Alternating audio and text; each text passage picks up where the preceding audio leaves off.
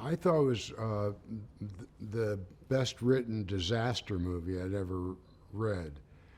And the part, although it shoots in a short period of time, is a complete human being. And, and I could feel the guy's backstory. And I love the idea that inside this disaster film, we've got this little, I'm sure that there are other parts of the movie that I'm not in that include that as well, but that it's really kind of about a fractured family that gets back together. So that's moving and it's universal and it's something that almost anybody can wrap their head around. So I like that. I like the dialogue. And I talked to Rick, the director, and I liked him a lot, and I realized that we could kind of make out of this thing what we wanted to, and so I said, let's do it.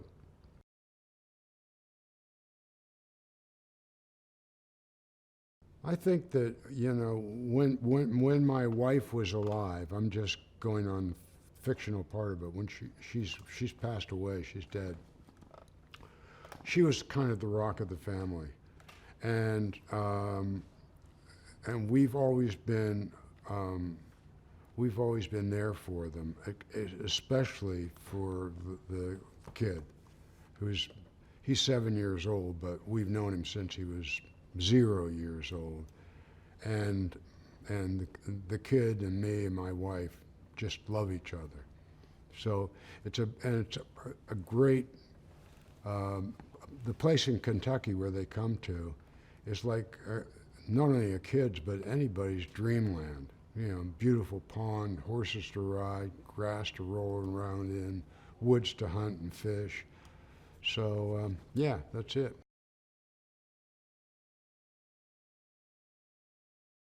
Dale's frame of mind is really wanting to know that his daughter and grandson are okay. He's in and out with his son-in-law because they've had their problems, and my daughter has told me about that. I don't know if I want to go into that too much because I don't want to give away anything from the film. But also,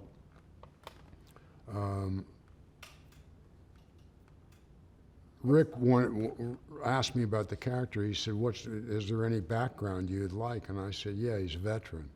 He's a veteran of the Southeast Asian War Games, Vietnam veteran. So, which works really well because when the guy that Jerry plays shows up and has gone through a really rough time, psychologically changing time, I know all about that. I've lived it, seen it, and yeah. And I told Rick, I said, I myself am a Marine, will be past the grave. All Marines are that way. So I said, he said, you want the guy to be a Marine? I said, no, that's too on the money, too close. But the Army outfit that I had a lot of really good friends in was the 173rd Airborne Brigade. So I just said, make this guy a veteran of that and have some of that stuff lying around the house. And it's what we did. The other thing is that, again, you edit this because I don't want to give away anything. Since my wife died, I'm ready to go too. I don't really have, I built a house for her. I built this whole ranch for her. When I got out of the service, I became a builder and a master carpenter builder. So this is the place that I made for her, and she made it for me. And she's gone now, so I have no real interest in hanging around too much longer. And that's interesting when a disaster is impending and to play a character that doesn't really care.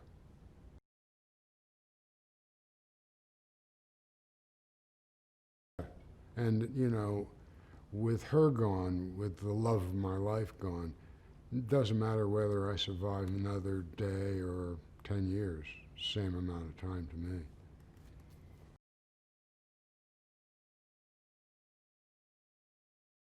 It was fun and easy, you know. Jerry's great, really great. Marina's fun to work with.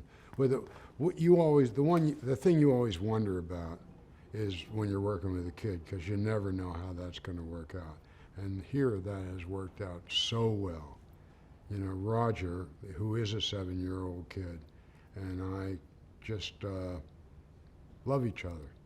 You know, I like kids and animals anyway. I always get along with both of them way better than I do with adults. But he's spontaneous and willing to play in front of the camera and not self-conscious. So that's a gift, and you never know if that's going to happen or not.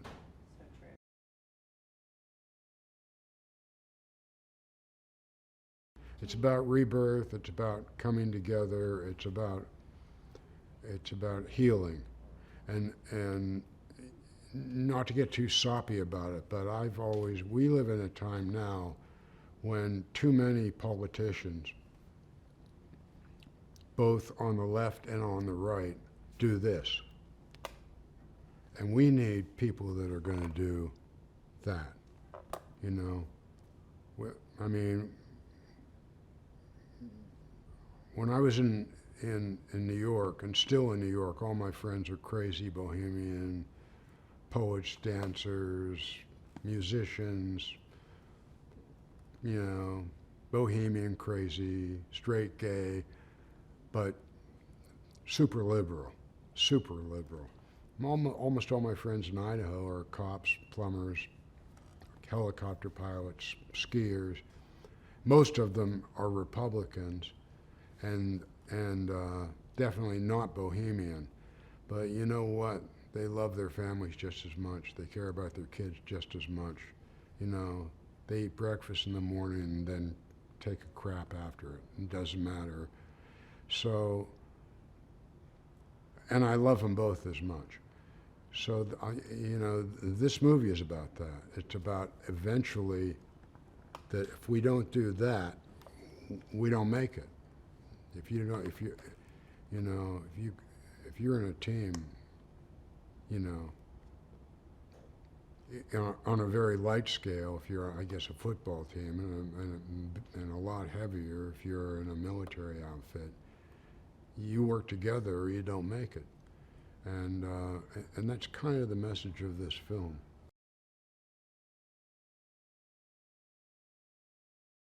Try to get together, try to put together something that can survive it and get the whole thing going again.